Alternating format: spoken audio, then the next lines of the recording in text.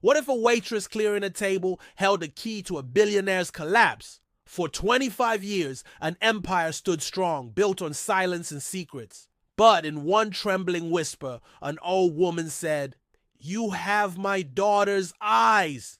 And the entire world of the Davenports began to unravel. Emma believed in the rhythm of small things, the clink of clean cutlery, the weight of a water pitcher balanced on her arm, the quiet nod from a regular customer who noticed her effort. At 26, she worked as a professional waitress at the Gilded Sparrow, one of Boston's most exclusive restaurants. Here, the elite ate appetizers that cost more than her rent.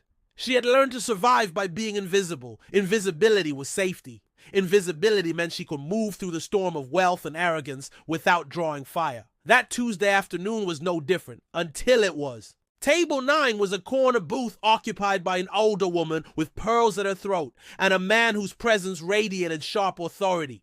They were the Davenports. Everyone knew the name. Alistair Davenport, legend of finance, feared by rivals, admired by the ambitious. And beside him sat his mother, Elellanena, the matriarch of old-world grace and whispered tragedy. Emma approached with her usual gentle smile. "May I get you anything else, sir? Madame?" Alistair grunted without looking up, still scrolling through his phone. But his mother looked at Emma. Really looked. In that instant, the clatter of the restaurant fell away. Elellena's watery blue eyes sharpened, scanning Emma's face. The dark hair brushing across her cheek, the small mole below her ear, and finally the eyes. Hazel, flecked with gold. Eyes that carried forests within them. Her lips parted. A name escaped in a breath. "Lillian!" Then her hand shot out, strong despite her age, and closed around Emma's wrist.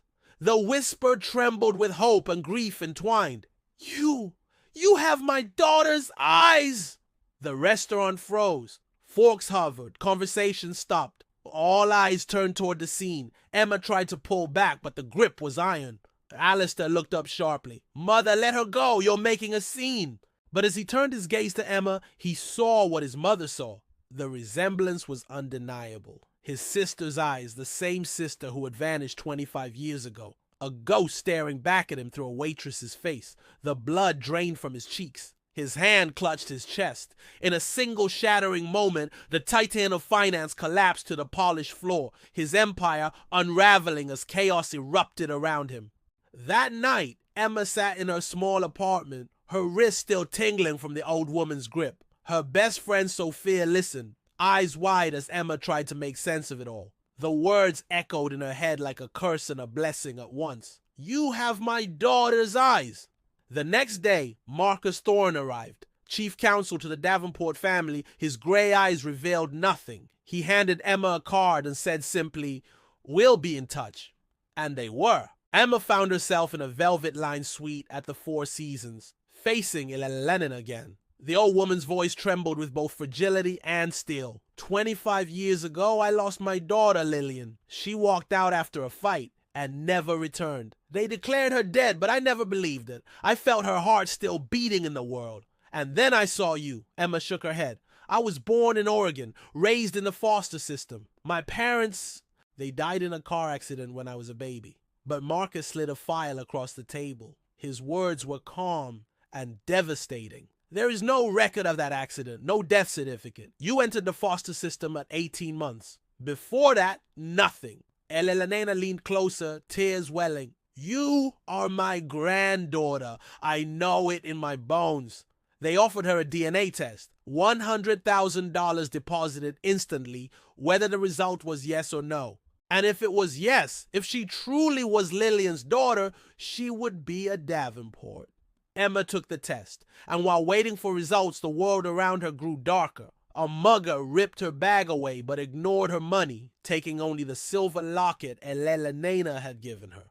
Someone didn't want the past uncovered. Marcus investigated, uncovering a name whispered in old police files. Richard Sterling, a rival businessman, ruthless and feared. He had once courted Lillian, and when she tried to break away, his obsession turned dangerous. Emma began to remember flashes. A man leaning over a car seat, a gold ring with a black onyx stone glinting in the dark. Her mother's voice crying, "Stay away from my baby!" The DNA results came back. A perfect match. Emma was Lillian Davenport's daughter. Elellanena wept with joy.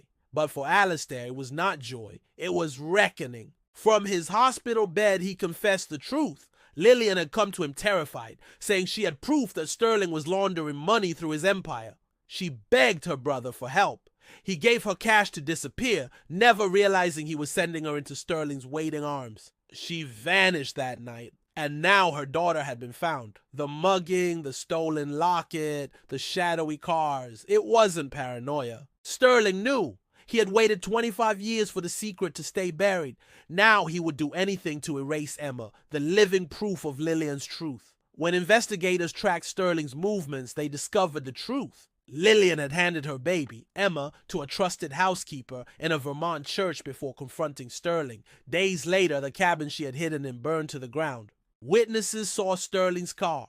Her remains were found only decades later. Sterling believed the secret was buried until Emma appeared, and he came for her. It ended in a Boston apartment where Sterling waited with Emma's best friend as bait. The ring gleamed on his finger, his voice dripping poison. "Your mother was a fool, protecting a ledger over her life." Emma stood tall. Her story will be told. At her signal, the Davenport security team stormed in.